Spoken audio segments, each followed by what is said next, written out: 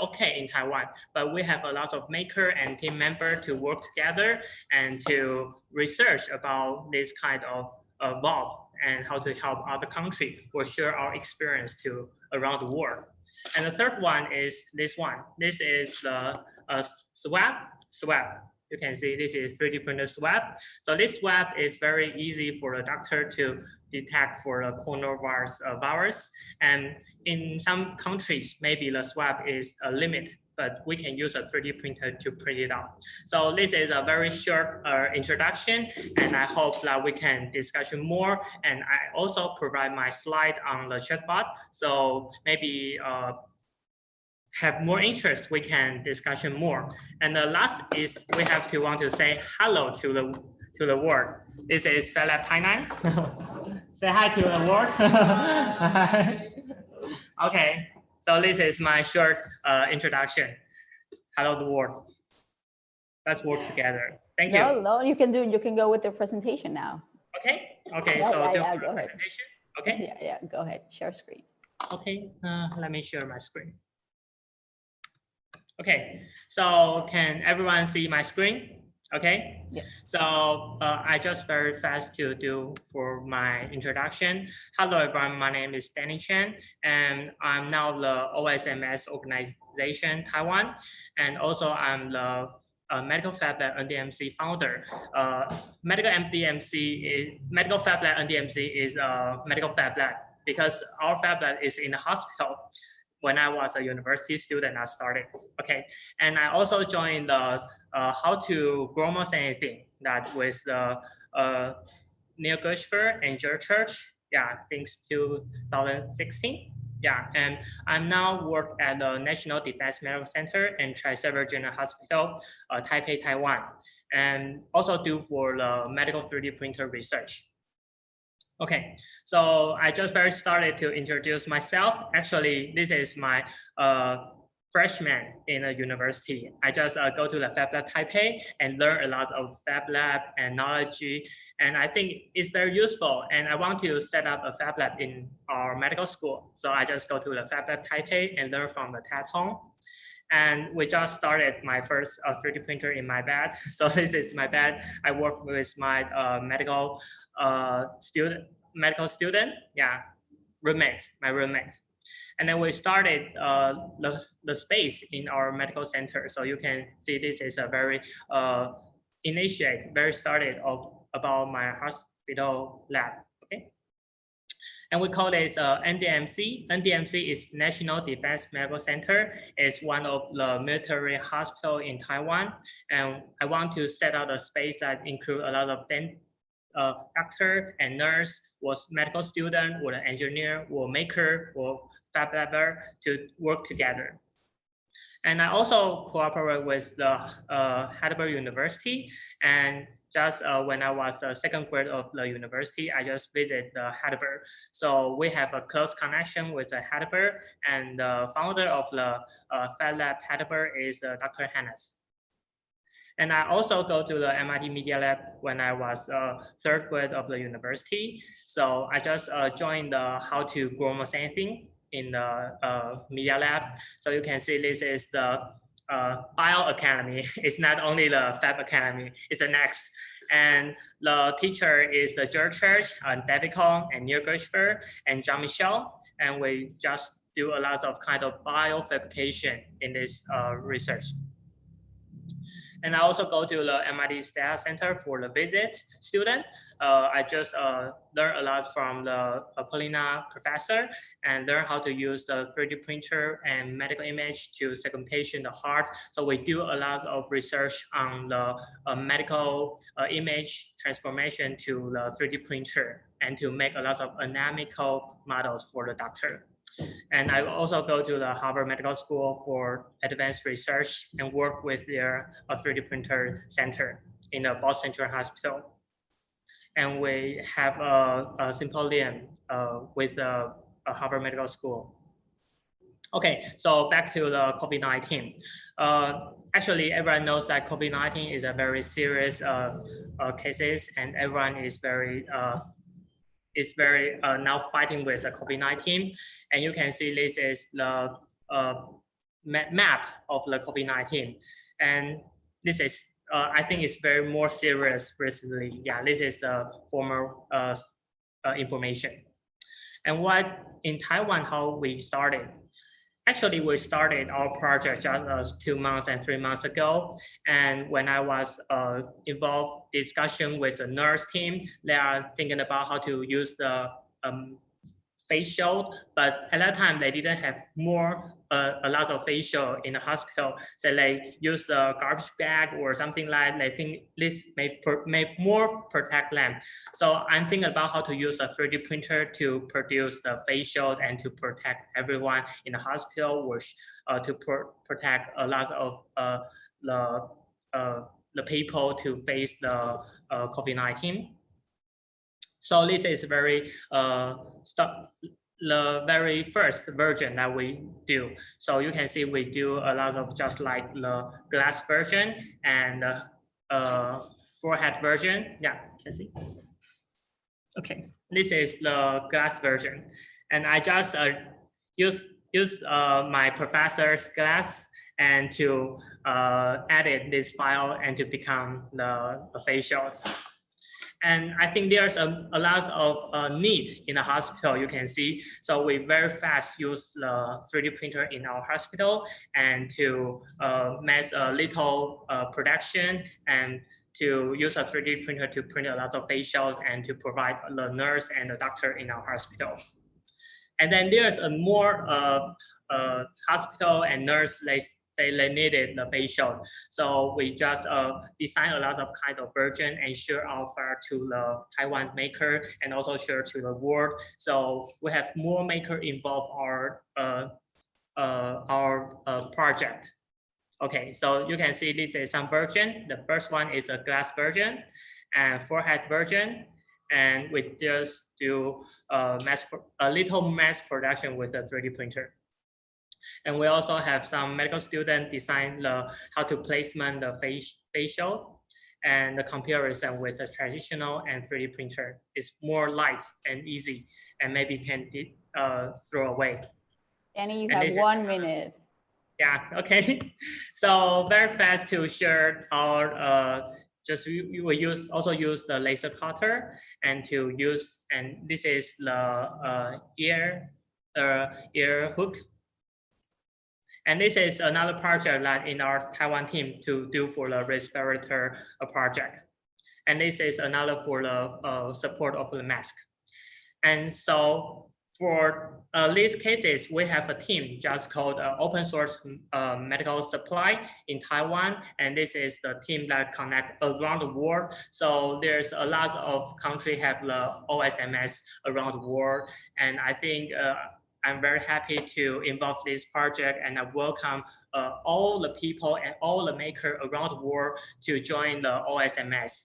And I also think that Taiwan can provide our experience, and Taiwan can help, and Taiwan is helping. Thank you, everyone. Thank you so much, Danny. And now we go to America. Tom, can you present yourself super quickly and then go with your presentation? You're muted.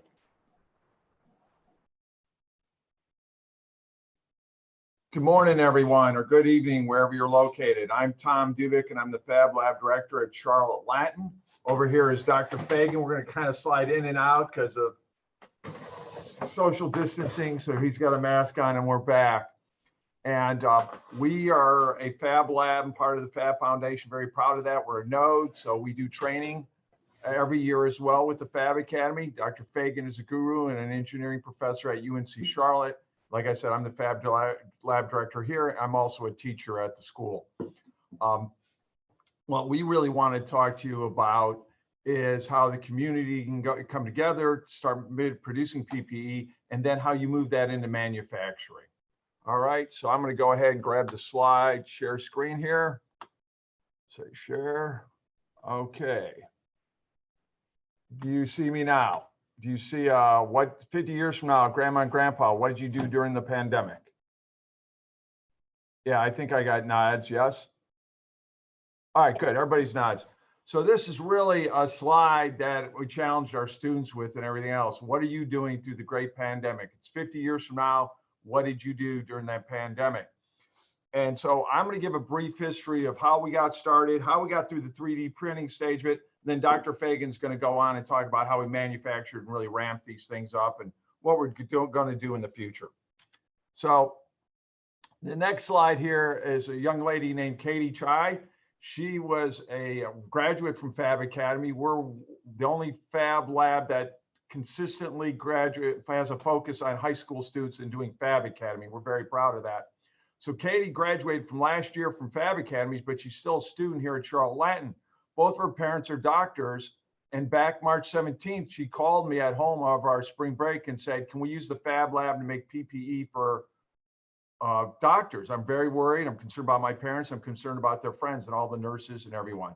So that's how we got started all on this. We were highly inspired by the folks in Italy that made an open source part that they then started to share on their ventilators. So very quickly, we developed our own. We did a really quick respirator from cardboard. We did a shield. Then Prusa came out with a shield. So I would say in the community at large, we used what was out there to start manufacturing 3D print these. Really important, and that's the great thing about a 3D printer, we would say, is we immediately started getting feedback from our nurses and doctors on these shields. So that way we could figure out what we could change, how effective it was, and the reliability issues. With that in mind, we started scaling up the local community of 3D printers, and we started printing out all kinds of face shields. And we were printing those out in the hundreds per day. Now, Dr. Fagan's going to take over, and we're going to go from hundreds a day to thousands per day to get to our number. All right, so how's everybody doing? My name is Terrence Fagan. What we did is we quickly realized that the need was going to outpace the demand. I mean, the need was going to outpace what we can produce with 3D printers. We were in touch with local hospitals and local regional hospitals around North and South Carolina, realized that they needed thousands per day rather than hundreds. So we can't do that with 3D printing unless we had a 3D print farm, but then the quality goes down, all this other stuff. So we needed to quickly ramp up to design and manufacturing. So we actually took feedback from doctors, feedback from healthcare professionals, feedback from nurses. We modified our designs within a matter of 4 or 5 days. I was able to get 3 injection molders online. From that, we took those designs, we modified them for injection molding, because you can't just injection mold 3D printed parts very easily. So we modified the designs, we met a design team. Then we went and started mass producing these within a week. We modified again the design a little bit from their feedback with the injection molding companies. So that's a good representation of what the Fab Lab can do and also ramp up. Within a matter of weeks, we were able to produce 5 to 10,000 of these a day. Currently, if you look on our screen, Charlotte Medi is what we've kind of organized ourselves with. It's not just the Fab Lab here, it's a local group of UNC Charlotte faculty, students, Charlotte Latin faculty, students, the makerspace here, a bunch of entrepreneurs here, 3D printing and helping out. Distribution was a large portion of these, because once you're producing 5,000 a day, they become very difficult to organize. So we were actually we were given a warehouse to work out of, took all social distancing, really got that down to a science. We started out with laser cutting the visors, but in order to get to that much, we needed to not just, we put them in large format large format CNC machines, so we can start the process, and then also laser cut. We had multiple companies work with us there. So it's, like I said, we went from hundreds to thousands. We've produced and distributed throughout the region 106,000 shields. We've shipped up to New York. We shipped out to the West Coast. We shipped out to Chicago. And we also helped, knowing this, with this model of design to manufacture real quick, this rapid response, we were able to get up to New Jersey, New York up to speed, place in Colorado, and I think India. Was it Right. India? India was another one that we've helped out.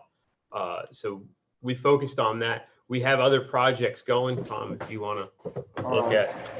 Also, any of the stuff we have, we're at open source, happy to share whatever we've come up with, including the files to make molds.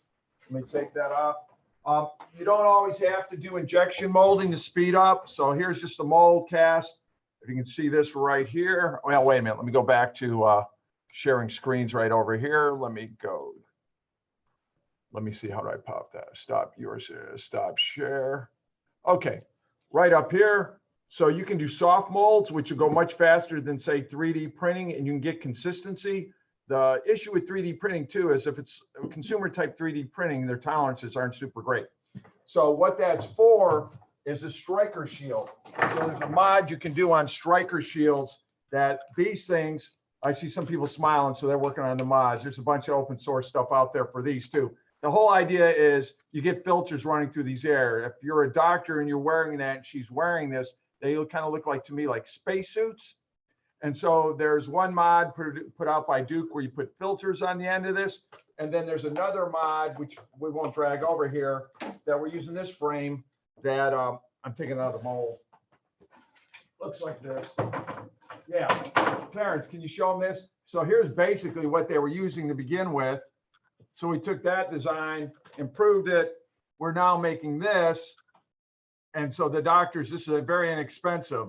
You can buy the mod for like 550 bucks, not from us, this kind of mod like this for like 550. Well, we can get these and make these for less than 20 bucks. So this way it really serves a lot more people. And again, here's the form that we're using on this that you can see. They can get a good consistency that you don't have 3D print. Do you want to talk about the mask? Yeah, we can share the screen. Yep. So that's one of the. We only have 1 minute. Thank you, ma'am. Share the screen. Let's see. Let's share here. Let's share here. So, so where is the? Oh, there you go. Go down it. So, one thing that we're doing is we're looking at the respirators now. We've designed a couple iterations. We're actually going into clinical trials with the local hospitals now. We're recognizing that people are still needing N95s. This is not an N95. This is what we're calling a near N95 because we're still trying to get the fit. We're rushing through this through the FDA. We are, again, we have mini clinical trials going out to about 25, 30 healthcare professionals this week, and we're using the same process and getting feedback from doctors and healthcare workers to improve this design.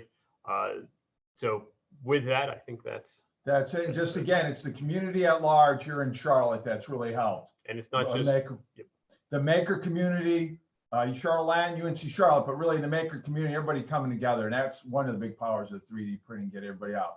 Also, I would say a GoFundMe page is good. And it's not just for the money, it's to get the word out on what you're doing. So then other people approach you and help.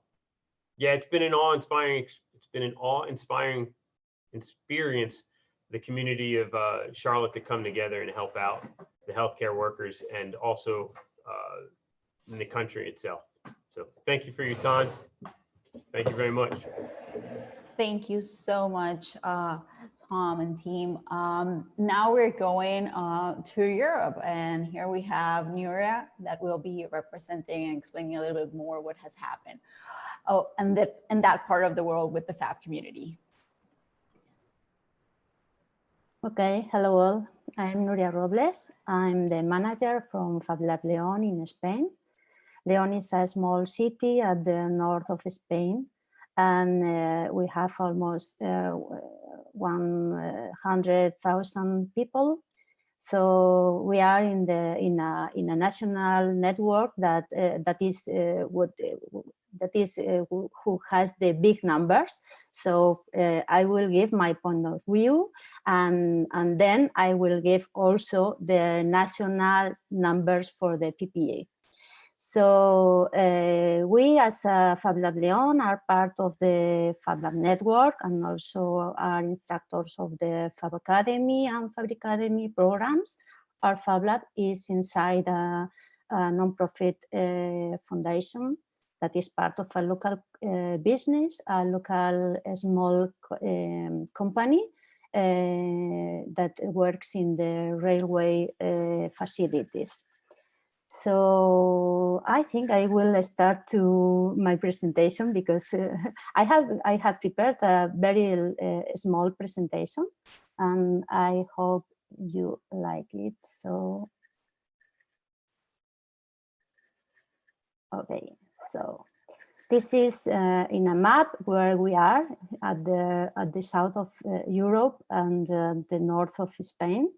This is the picture of our Fab Lab. That is a normal, a usual Fab Lab, and also has a co-working space. And I want to refer 5 dates very crucial for me. The first one is the 12th of March, that started at the national community, that it's called coronavirusmakers.org. On the 14th of March, there was announced the national lockdown, so everyone comes to our home. We started the lockdown 2 days before the lockdown, the national announcement. On the 18th of March, in Leon, in our city, was created a Telegram group, because the Telegram groups started to create on 12th of March, and it splits in a lot of Telegram groups, maybe 800,000 of people. That it's crazy to follow all the messages. And on 20th of March, Fab Lab Leon starts to Fab, and I will say you why we decide to start. And on 20th of April, Leon Hospital starts to delivery approved fail-safes 1 month later.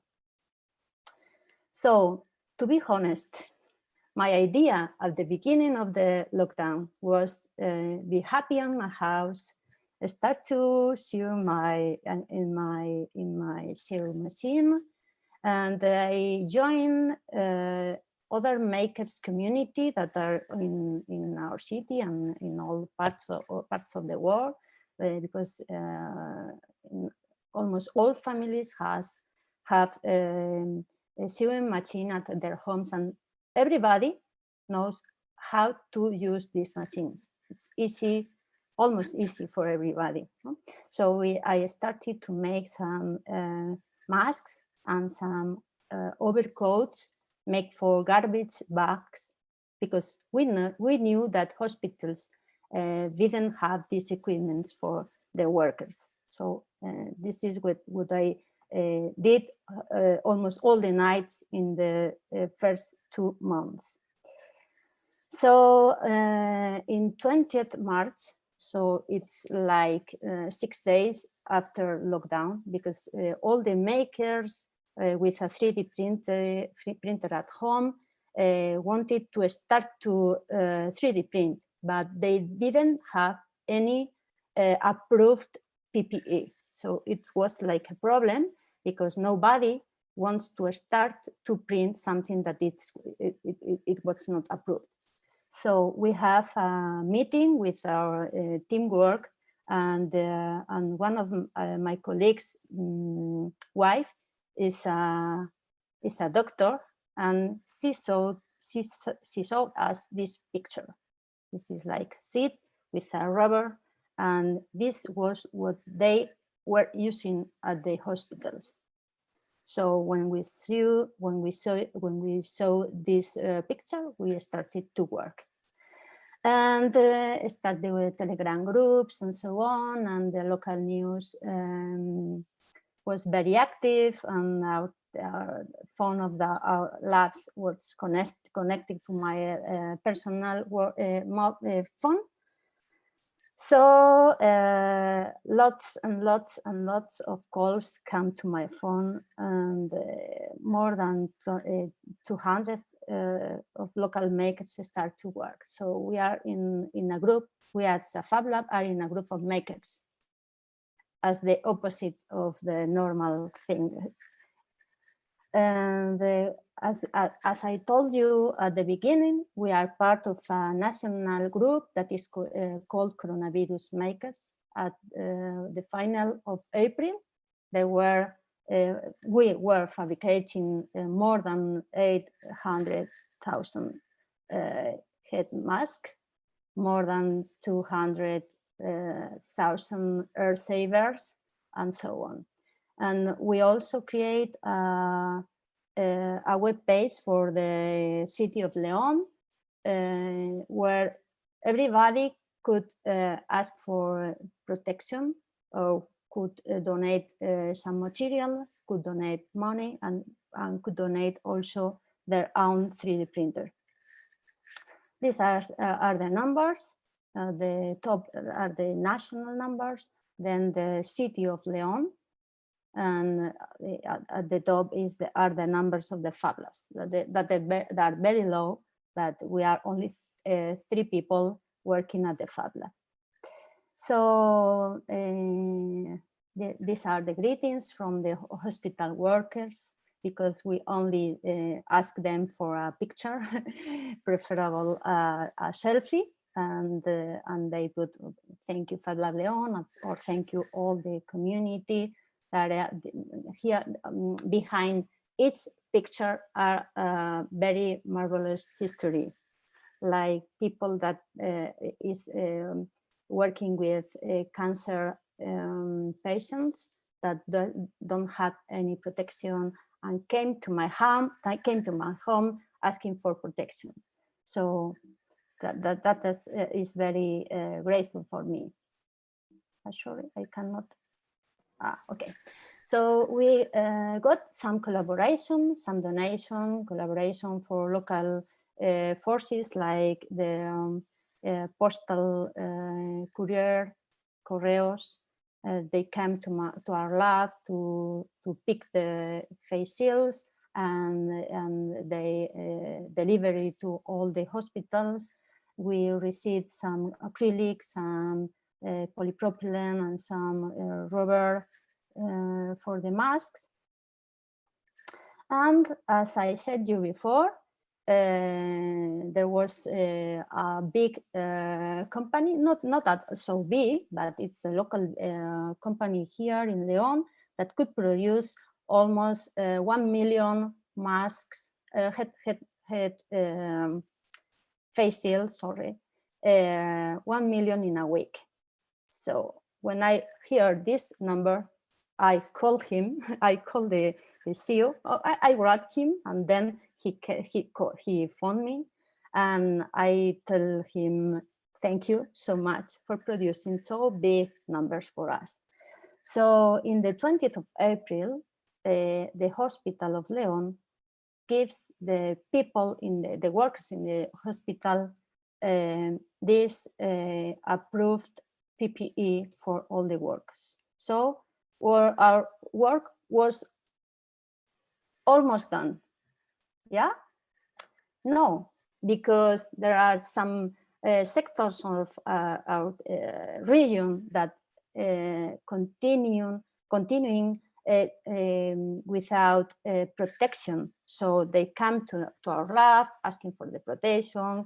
At the same point, they give us some pictures and so on. So this is my last question, because they wanted to give us money for the protection, and we didn't want to receive money. So the question was, when we can stop or begin a business or continuing with a philanthropic work. So this is all. Thank you, everyone, and I will wait your questions. Thank you so much. Yeah, for all of the speakers, questions are under Q&A. You can type them, or you can we can go at the end and answer them all together. So thank you so much, Nuria. And now we're going to South Asia with Nishta. Hi, Nishta, you can present yourself and go with your presentation. Hi, Norella. Hi, everyone. This is Nishta from South Asia. I'll share the screen.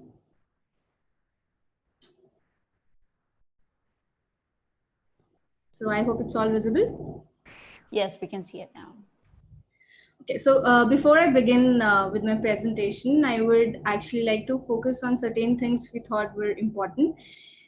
We had a lot of volunteers with us in our community, and one of the things, or three of the things we thought they would need were something like, so we told them that they would get experience, hands-on experience with prototyping, and they would also get certificates, which basically help them gain more confidence in volunteering with our community. I would start with my presentation with my first country, that is Bangladesh. Bangladesh is basically working majority with the collaboration with innovation hubs and Field Ready. They have produced around 2,500 plus face shields and disinfection chambers. They're presently working on ventilators and PCR analysis, UV light-based disinfection chambers. They began first with Prusa's face shield, and eventually they moved on to some Switzerland-based community which designed a new kind of face shield. And right now they're still working on improvising the face shield because that's what they believe has the highest demand. So Fab Lab Bangladesh is known as Fab Lab Shere Bangla Agriculture University. This is the Prusa face shield, and these are the on-ground equipments and accessories they've been making for the industries in their country. And this is the direct ground impact this Fab Lab is having in Bangladesh. Moving on, they were also covered in one of the newspapers called Daily Star, wherein their efforts to curb coronavirus was covered. So because we're short in time, so I'll move on to first cover all the South Asian countries, and then probably in the end, I'll give my introduction. So Pakistan is another country which is presently working on ventilators. So they're working on repairing ventilators. They are using technology and rapid prototyping for making disinfectant gates and automatic hand sanitizer dispensers to tackle the spread of coronavirus. Their main focus is also on the safety equipment, which they are building for all the labs and all the innovation hubs which are helping make face shields. So moving on, India. So in India, one of the major states is Fab Lab is Kerala. So Kerala in 2018, this state had an outbreak of Nipah, that's a brain damaging virus. So the term like quarantine and isolations are actually regular words for Kerala, because they have been one of the successful states in tackling the outbreak with the strategy of tight surveillance and contact.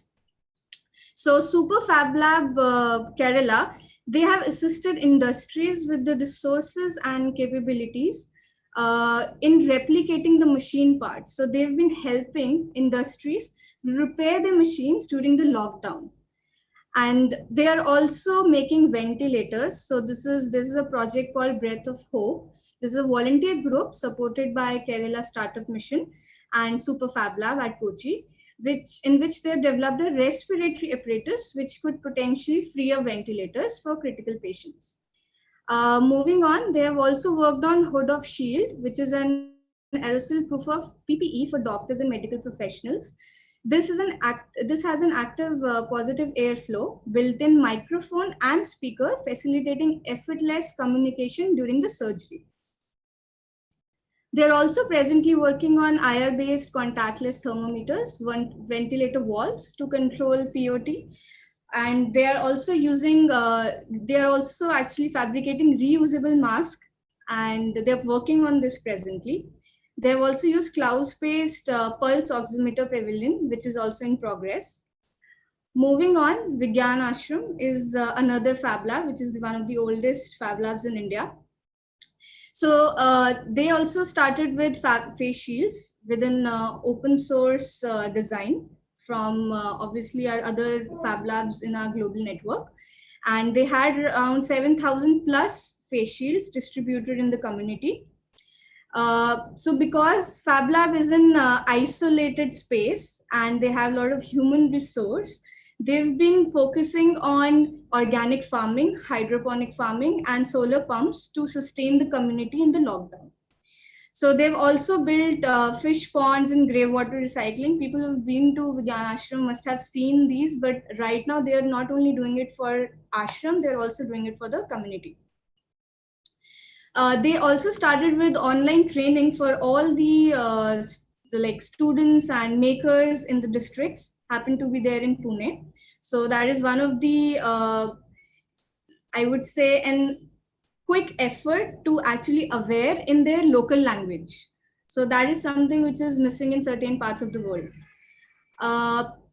They've also focused on production of potatoes, because we actually in the lockdown, we had shortage of a lot of resources, even food and vegetables and fruit. So they focused on organic farming and local production of potatoes. Moving on, they focused on disinfection chambers, and they installed hand washing stations in the community and in the village. They've been working on UV cabinet, and they have also fabricated a UV torch for disinfection. All right, so next is Maker Asylum from Mumbai in India. So Maker Asylum, with the thought that self-sufficient and sustainable local ecosystem will be the new form of post-COVID, for the true spirit of making in Maker Asylum, launched a fundraiser campaign called M19, in which they cover not only Fab Labs, but all the maker spaces, major maker spaces in India. They started with the thought of giving it out around 1,000 face shields for healthcare workers, but they outsourced the design and activated 42 cities and towns and villages across India to promote local manufacturing and distribution. So they raised around 25 lakhs, that $35,000, and they were able to produce more than lakh face shields, and they also open sourced this design. So this is one of the images from their campaign. So the best part is they've isolated their whole team inside the makerspace, and they've been producing this in isolation. So next is Fab Lab Chandigarh. So myself being from Fab Lab Chandigarh, I can speak about our journey as a Fab Lab, which will be actually compared with the government organizations in my last slide. So as a Fab Lab, we began our material research in first week of March. Being the only Fab Lab in the state, we took an immediate action to produce open source design face shields like this one. And this was our first order for donations across the city. We got a lot of response and feedback from the doctors. So we also got a lot of participation from the community, which was, this is actually first time that Chandigarh community was part of digital fabrication and rapid prototyping. So this was a first step towards it. Then we moved on to improvising a design to making frameless face shields, because we got in feedback from our users about the frames breaking up. So these are few images of a direct impact on the local users. So vegetable vendors, gardeners, security guards. So we got a lot of response from the outside users, which actually shared that it was too hot to wear these face shields outside. So we moved on to designing a face shield which actually swivels up and down. So this was our locally designed and produced. So later on, after we donated around 5,000 plus face shields, we got an encouragement from the government, and we were able to distribute to the mayor and the governor, and we got certain coverage on the news. And this led to a nice, rise in the production of our face shields, as well as the Fab Lab culture, basically, to, produce and to locally distribute. We also started producing PPEs. So PPEs, we got a medically approved material, and we focused on PPEs. So Fab Lab Nagpur is another Fab Lab. Fab Lab Nagpur is also focused on intubation boxes and disinfectant chambers, face shields. They were the first Fab Lab to be part of M19 campaign. All right, so right now, after looking at all these data and all the efforts by all the amazing Fab Labs doing their best, this is a graph which basically shows how a Fab Lab rises while producing from production to distribution of face shields.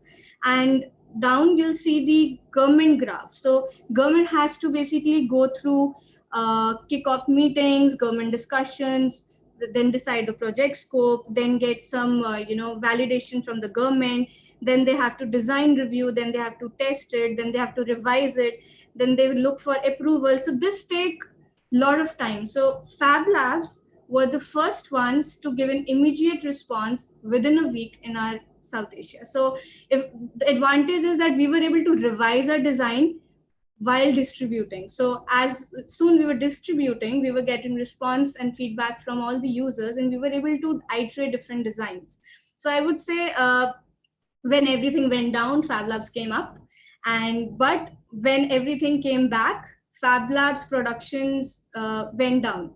So they were not able to produce. If you see, it went all the way up, and then suddenly the production started going down. So what can we do about it? This is one of the survey from OSOM, in which they said that India and South Asia has maximum production of PPEs. So what can thank you, Norila. So what can we do about this? I'll just share.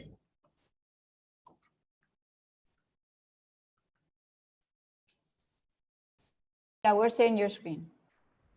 Yeah, so this is DRDO. It's a defense organization of Indian government. So because they need Fab Labs, maker spaces, hacker spaces to respond and to help them develop their products, they have kept everything open.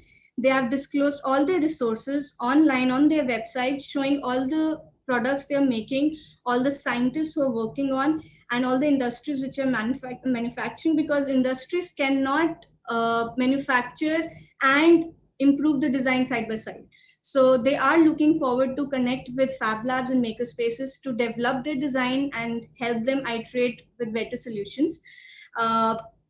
So they have, if you see, they have also mentioned the product, the laboratory it is working on, and the industry, as well as the person who is responsible. So anyone can actually take this product, develop it locally, and help government and sync their efforts with government so that the production and the needs are met on time. Moving on, last slide.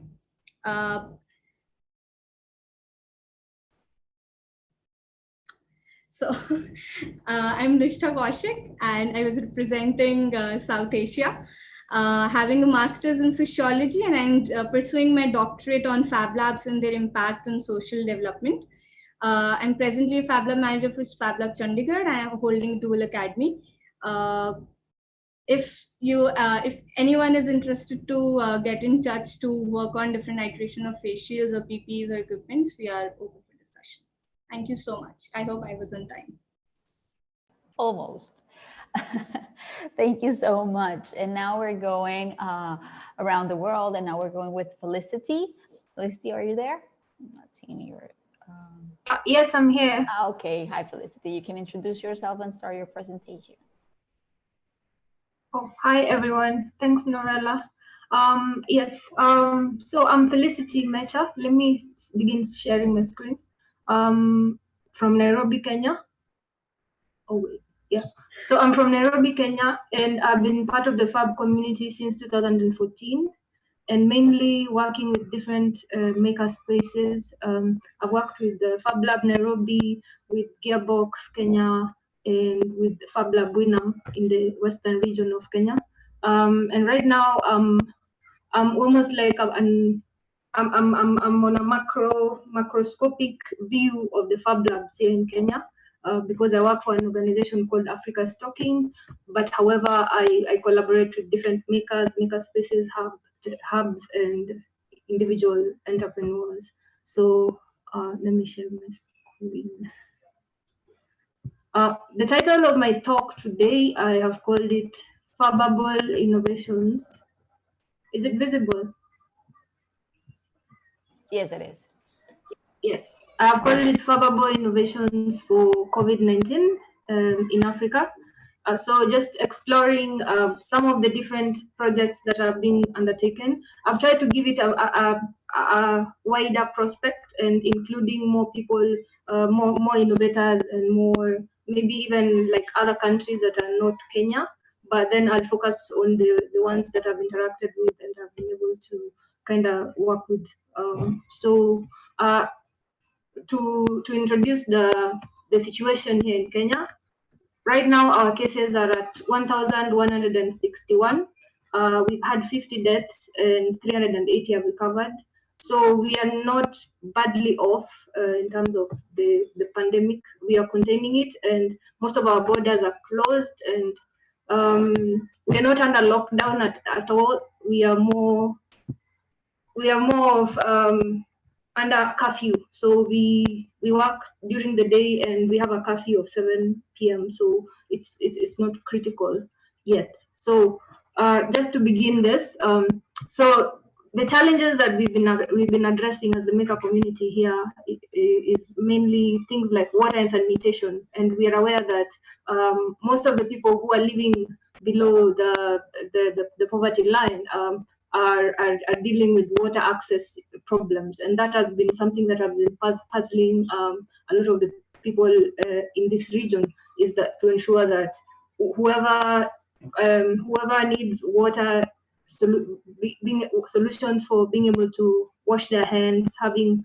access to hand washing stations, face shields and masks, and that is possible for them.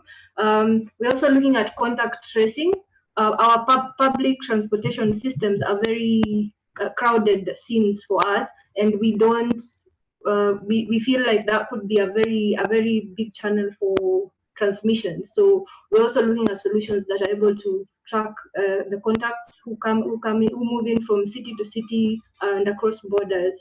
To be able to address the issue of transmission. The other challenge we are also anticipating is medical problems. We've also been learning from other countries and other continents on how people are having problems breathing. So we are looking at things like building solutions on ventilators, oxygen concentrators, and possibly testing kits, though that is more of a long-term plan. So moving on, some of the things that are special to in terms of design that we have to really factor in are things like low cost. If we create things that are too costly, there are a lot of people who might not be able to be able to buy them or access them. Then most of the solutions we make also are battery powered and possibly solar powered, especially for people who are living in the rural areas and have no access to electricity. So the solutions we make have to factor that in. We also think about using manual manipulation or pneumatic systems that also like take away the electrical or electronic automation aspect of design. Then of course there's ease of use and things that we can be able to make locally and easily accessible to the people in the local community and can be made fast. So speed is a big aspect. Then, of course, for medical equipment, we're also looking to be able to still make them as precise as the industrial grade as the industrial grade equipment. So then we also work collaboratively across maker spaces. So some maker spaces like Gearbox have more industrial manufacturing capabilities than the ones in the university, like the University of Nairobi Makerspace. So the collaborative effort comes in where the university-based maker Fab Labs will be able to do more R&D, and they would have more muscle in terms of students to ideate and build. And then the maker spaces that are more industrial, like Gearbox, are able to kind of, really, they're able to now make the products and then maybe like look at go-to-market strategies. So some of the solutions that have come up in terms of water and sanitation, we're looking at hand washing stations. So there's two types of hand washing stations that have come up. So one is looking at a way to automate the hand washing sessions. Let me briefly play a tiny video for this.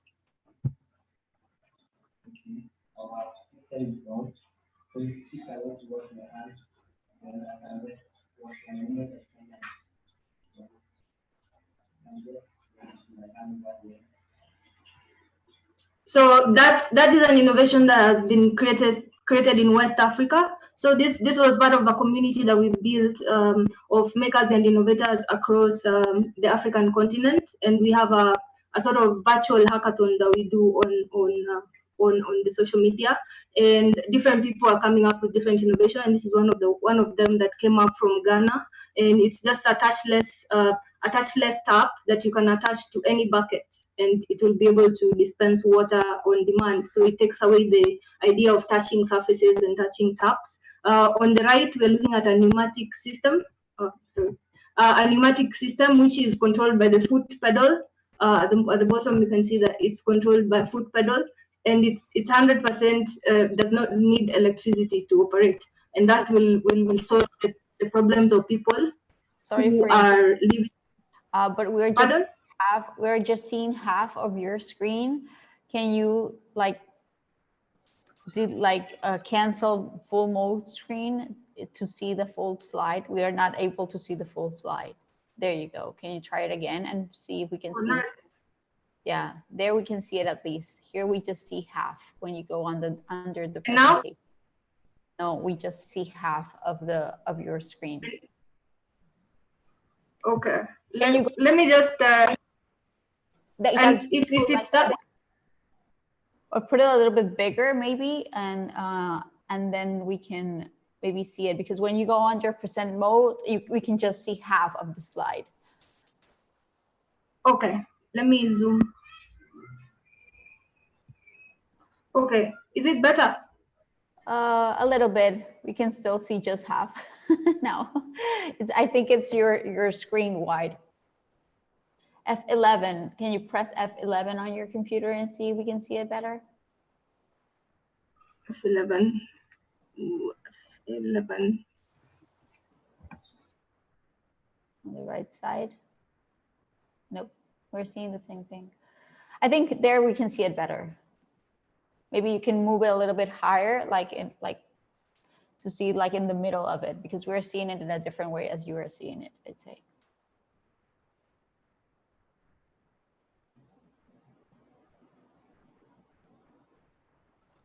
No. I think in the middle of it, because we're. Can you try sharing again and see if we can?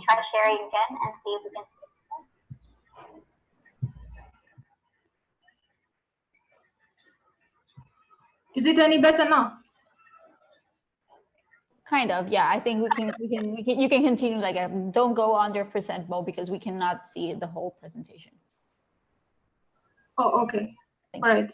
So the hand washing, I've already covered the hand washing solutions.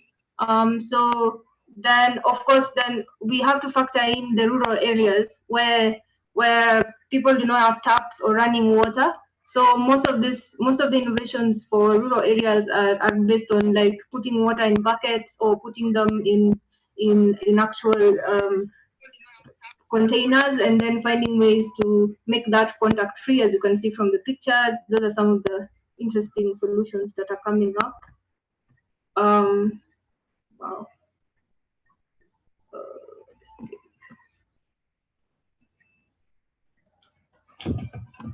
Yeah, you need to go again under the little magnifying glass under there, just to put it, yeah, in the little, yeah, there on the zoom, and then fit screen. Go fit or 100, yeah. Okay. All right. Oh, thank you. Okay, another thing I would like to cover is ventilators. So there are different designs for ventilators that have come up. So the first one that you can see, let me zoom on that a little bit. This first one is made by students from Kenyatta University in Nairobi, Kenya. This is a project that is ongoing, and it's also government supported for some research and development that's going on for the ventilators. Then the other innovation is made by a private startup within still Nairobi. This is 100% 3D printed, and of course it's using one of those ambu bags. And this prototype is actually ready, just ready to go into mass manufacturing. So then below there, you can see it's more of a, this is one of the prototypes being worked on in Rwanda. They're also working on a ventilator design, not yet completed, but still in the progress. Then when we go below, when we continue, wow, this is harder than I thought. Yes, so the next, yeah, so this one is also another prototype that was made in Ghana. It's made by using Arduino and some locally available tools that uses like servo motors and batteries. So this is something that they're working on using the resources that they have. This is a conceptual design by the Makerere University that is also in the pipeline, that is going to be worked on and also made into like a fully fledged ventilator. So there's a lot of innovation, especially in the ventilator sector. There's a lot of innovation around that. I couldn't cover all of them, but these are some of the examples of what's coming up. Then maybe just to make it interesting, let me try and play this video of this. This was made in Ghana.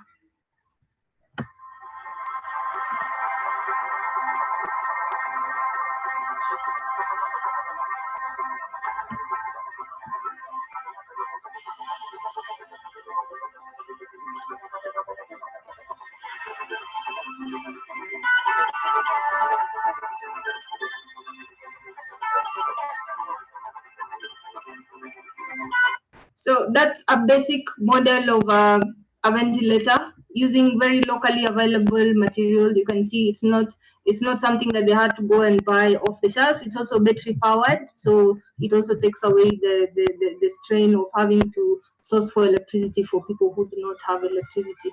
So then also for face protection, there's also a lot of work going on face protection. So from the face shields to the masks that have some 3D printing incorporated. This is also done in West Africa. This is made somewhere in Ghana. The one on the left is 3D printing being done in mass here in Nairobi. These are all PPEs being produced in mass, and some of these industrial grade make kind of ultimakers that are producing this for sale for the mass market. I cannot estimate the exact numbers that are being made per day or per session, but you can see that the production is not on a small scale. Another project we are working on here at the University of Nairobi is working to create an oxygen concentrator. This is not the exact picture of it. Most of the information about this is proprietary, so I would not like share the actual design of it. But then we are looking at creating an oxygen concentrator that will work alongside the respirator, and this is gonna be able to like create the right concentrations of oxygen for any person who has respiratory distress. Then also just contact tracing, just like I talked about earlier. contact tracing is important. As you can see, these are public transport. This is what it looks like. So in Nairobi, we call this matatus. This is what people use like to move around, and they're very crowded and people feel in. I mean, in West Africa, they call them trotros. In South Africa, they call them taxi ranks, but it's kind of a similar situation. So these are the places where a lot of transmission is anticipated to kind of happen. So part of the solution that have come up are software related. So a mobile application that uses USSD. So here, this link takes us to the story around that. So it uses USSD codes for people who don't have access to internet. And using those USSD codes, you're able to know which people boarded which vehicle, and if you're able to trace like which vehicle they used on this day, on that day, and the people who are within that vehicle, you'll be able to know like who contacted somebody who had maybe COVID-19. So this is also we are trying to push this. This was a collaboration between Fab Lab, Winam, and some of the software hubs in Western Kenya, Kisumu. And it's still they're looking for a partnership with the county government and with the national government to make this public. So we also hope that will come into the mainstream. And also because our biggest issue right now is being able to really track contact, because most of the infections that are coming into Kenya are coming through air travel. So people come in by air and then go to the inner parts of the country by road. So we need to know where they went and which kind of transportation they used. Some of the challenges that are being experienced due to during this process are things like regulation. So trying to get people to loosen up on regulations, especially on medical designs. And the government has been very supportive for Kenya. For Kenya, they've been able to open up for standardization of some of the local innovation with the Kenya Bureau of Standards. And this quote I've put here is something I've seen that is happening in South Africa. The approval has to go through the European Union for them to come up with things like ventilators and medical equipment. So this has been a regular concern for most countries, but I'm glad for our country that we've been able to tackle that, and our government has come in to support the innovators who are building solutions for this pandemic. Then for mass manufacturing, it's still an issue for us. Pardon? 1 minute. Okay, so mass manufacturing is also a bit of a challenge for us. We are not able to go into like the maybe hundreds of thousands or millions in production per person. So what's happening is that the market is distributed, and most people who are building these solutions are building them from their homes. So as long as we don't have too many cases, we are able to handle the issues. So there are some opportunities we see also, like creating touchless innovations for either electricity, dustbins and doors, exploring more pneumatic systems, and being able to try and build locally made test kits and incorporating robots and drones. Some of this work has been done in Rwanda, and we also want to see like more local people doing stuff with robotics and drones, and of course home gardening solutions for in case there's food problems. I hope I have in time. So thank you. Thank you, Felicity. Thank you, Felicity. Now we're going with Benno from Latin America. He's gonna do like a little tour over all Latin America, I would say. In 8 minutes, that's gonna be a challenge. So thank you, Benno. Thank you so much, Super Noria, and it's great to be here with you, with everybody. So let me share you my desktop. Well, we know life will not be the same. We are changing many different ways.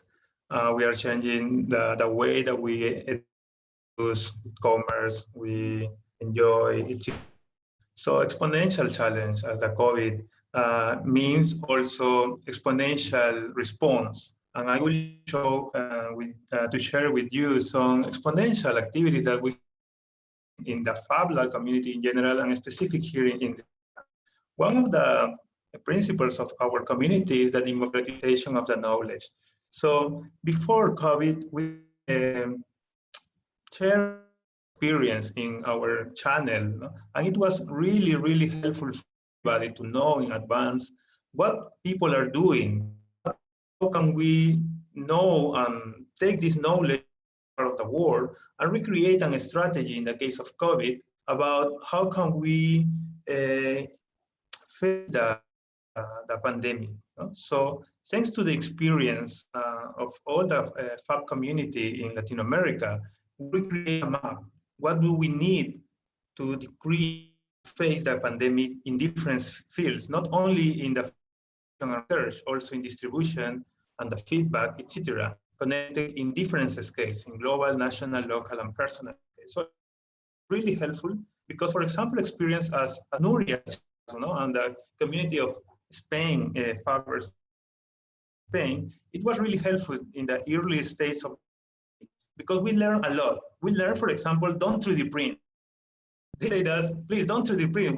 We are passionate for 3D printing. And say, don't 3D print. Please think fast, think that you faster. Don't packing individually. So all these things, what things we want in our different communities in that. No, we are assembling, we are cleaning, we are innovating, but they say don't do that. No, come to the people, go with the products before the.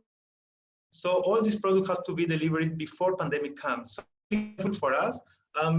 Also, information as shared with us also. No, for example, to jump from hundreds. No, we have to in some different.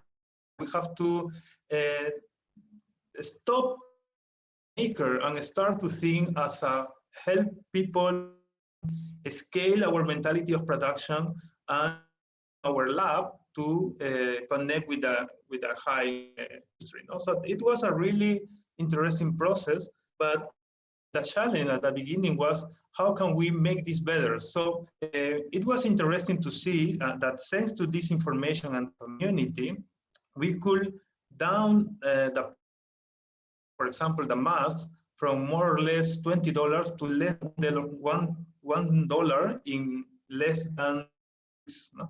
And it was thanks to the community because that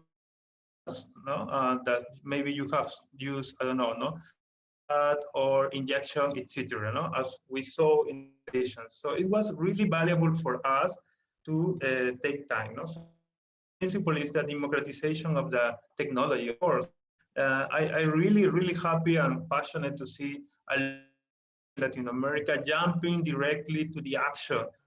No, as Neil said. So, and also, how can we link this gap in between the big industry as we discussed in the talk with, no? So that's interesting because at the end, we have this connection in between the makers and the traditional makers and fabbers have this capability of this responsiveness higher than the others. No, we jump to the action. We can start to produce products faster in less than 1 week, for example, than all traditional industry took. No, for example, they took like 1. But here there is some symbiosis because all the transfer to traditional industry to reduce the risk, and they start to massively, but we create this connection. That was amazing. And finally, we have this other principle, the democratization of community. And this was extremely important because we jump from this tradition to way that for one product has to be produced or imported, just to this. No, this is the essential subsidy model. You have raw material and information from different parts of the world, and you can distribute it, fabrication and delivery it. No? So, for example, the experience in Santiago, they have also platforms for distributed manufacturing in different scales, as Santiago and Yucatan in Mexico, and also we have in country scale as Venezuela and hacking COVID, and we have also, and also in Brazil, and we have also regional scale as our platform, Fab Lab, that I will show you a little bit, is here. You can find here, of course, different actors.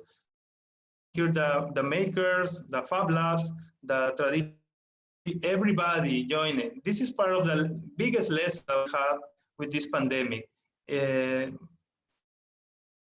For a common goal and start together.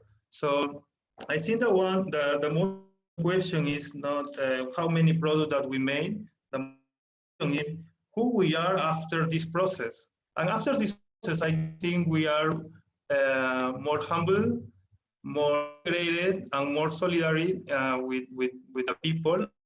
What I love of this picture, we are working together, really. This is part of our spirit from the network.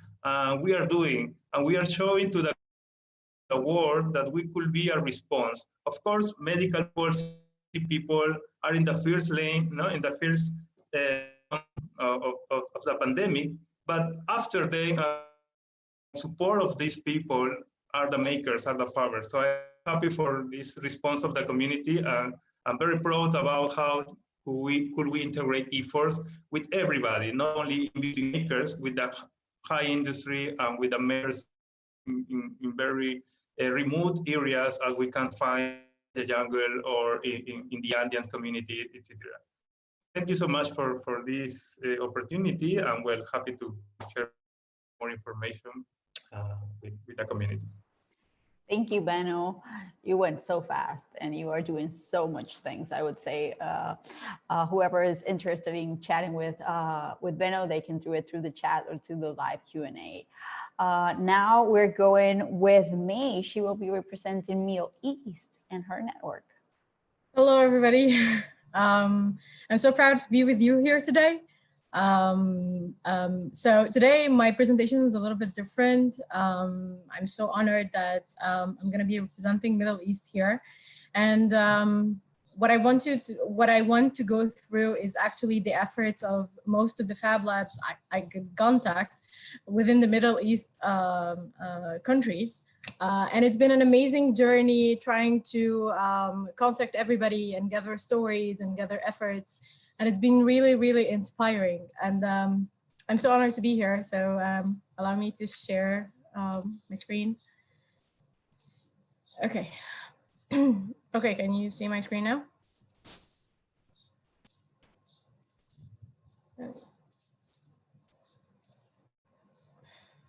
Okay.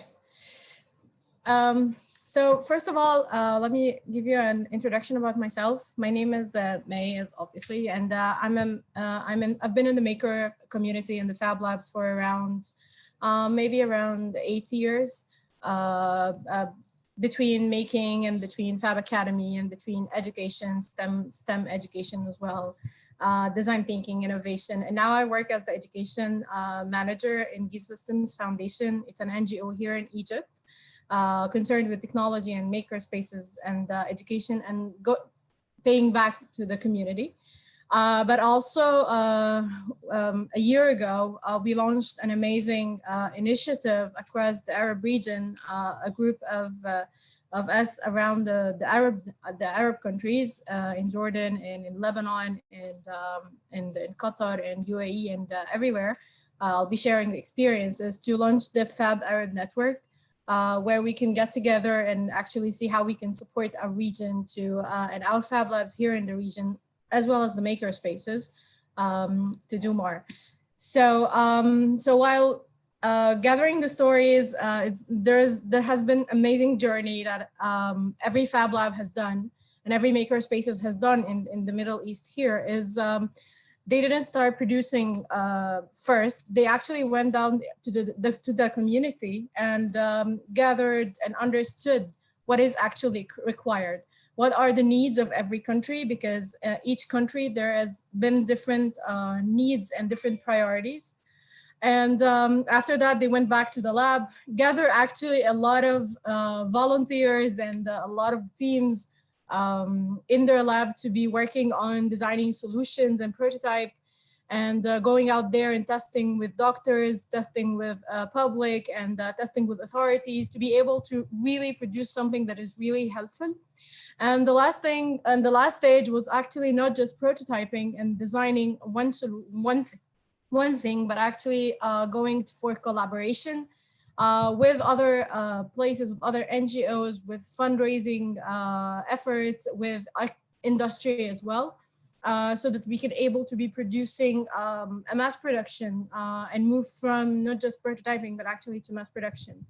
So the tour I'm going to take you through it is going to be through Egypt, Lebanon, Jordan, Kuwait, Oman, and Qatar. And the amazing thing about this journey is it's not just about the technicality. So you'll see some efforts as an R&D effort, but also in something like awareness and educational effort, which really amazing. So starting with Egypt, this is where I come from. So my foundation, Giza Foundation, along with all the Fab Labs, we're managing Project Nitrous, Sohaig and Fayoum. We started thinking about what can we do. We went out there and talked to the doctors, and we came up with 5 aspects actually. One is a stage that we can do prevention, production. One is with detection, one with mild infection, and one with severe infection with like ICU. But also not just the technicalities, but we saw that since we work with education and children's, we saw that according to the lockdown and the curfew, children have been also going through hard situation. So we did some solutions for that. So for example of the solution, as you all said, we went through the face shield process, and we also started with the Prusa one. And then we moved, as you see in the picture, through maybe like 7 different designs to try to optimize the production. We started by producing maybe 5. And now using the injection molding, we're producing more than 2,000 per day. And we have distributed across Egypt more, I guess, than 20,000 face shield, only face shield. But the amazing thing about this is that we collaborated with other entities to do something like an organization who is doing a protection gown. And collaborating with them, we actually now delivering a full kit with the face shield and the gown across Egypt. But also it was really amazing seeing the community coming together and also collaborating with the delivery services who actually helped us moving forward to everywhere.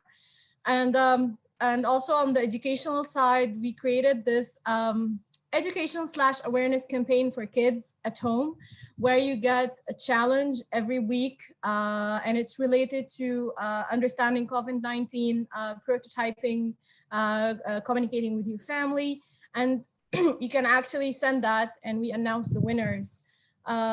Also, we are also having some prototypes that are in the phase of prototyping yet. As you said, the ventilators and this isolation box used for the doctors. Going to Jordan from Egypt, an amazing initiative by Fab Lab Urbit and TechWorks.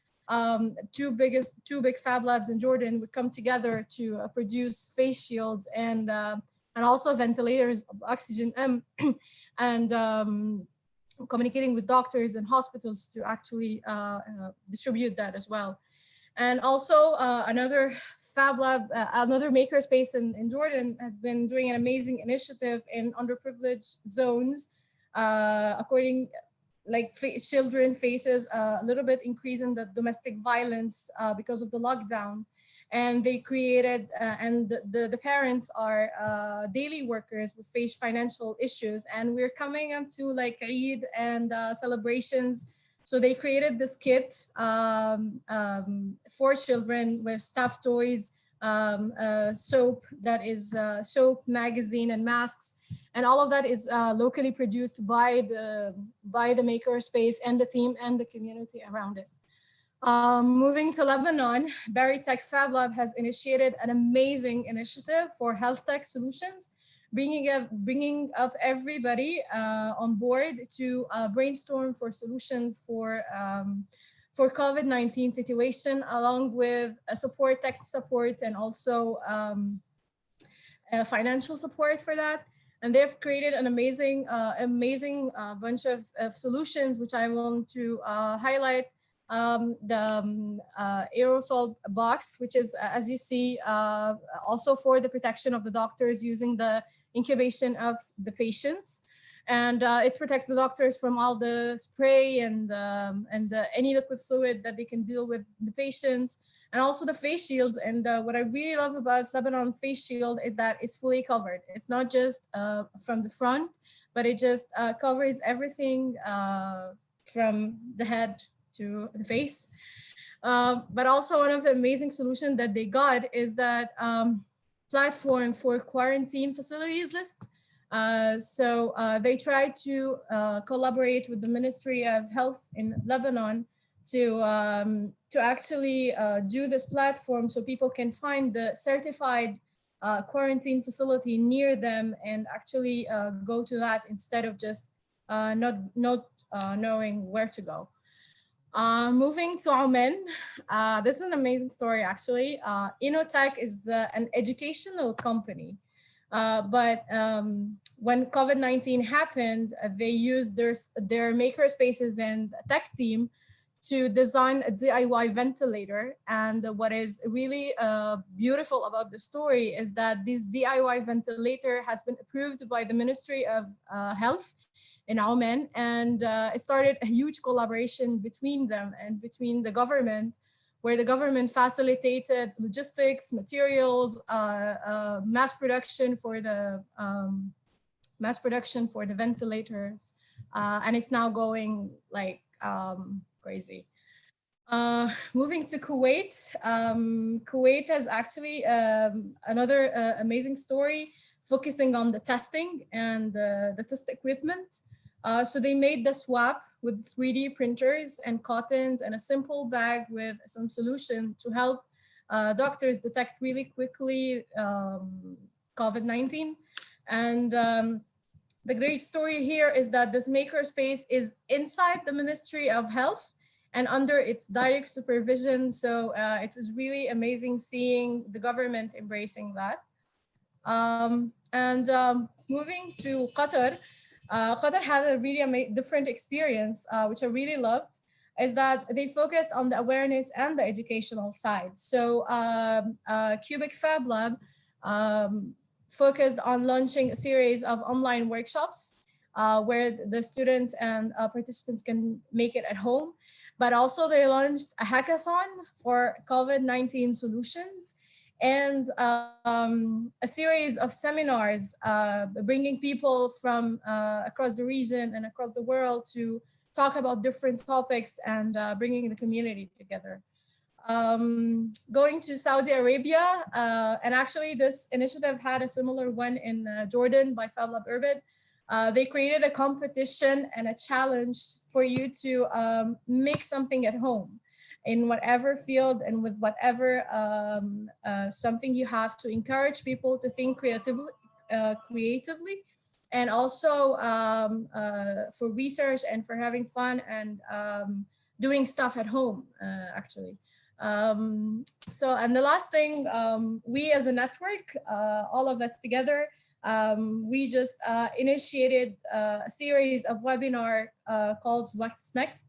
And we aim in this webinar to collectively think together about the next phase and what we can do, tackling different topics like education, even managing your Fab Lab in such a state, business and entrepreneurship, and whatever topic that we really want to discuss our future together. Because one thing that that was really obvious and was really amazing from what happened in the world is that the culture with the maker community in the MENA region has changed from being just or seen just like some extra for fun amateur activities to actually being very important and very crucial for our situation. Because the maker spaces and the Fab Labs are the ones who stepped up in the situation and helped the community actually produce solutions and not just stay there out of fear. So they actually accelerated that. We wanted to come together as well as a network to think about that. And that's a wrap up. Thank you. Thank you so much, May. And I know we ran out of time and we were supposed to have live Q&A, but I think it was important to showcase what everyone had to bring to the table. We invite everyone that is in this panel that we will continue the conversation through Fab Foundation channels. We will try to bring each one of this amazing showcase that one of you individually did and bring the people that actually did it in different sessions over the next couple of weeks. So this is the start of showcasing what the community is doing, how the community is bringing themselves together, helping their own local needs with local solutions. I think this brings the big point of what Fab Labs are doing here in the world and how we can change the world. So thank you so much. I know we ran out of time, but we will continue the conversation through other channels, through the Fab Cloud, through social media platforms. So follow us and we will be in touch. Thank you so much for everyone here involved and see you soon. Thank you, Norella. Bye-bye. Thank you.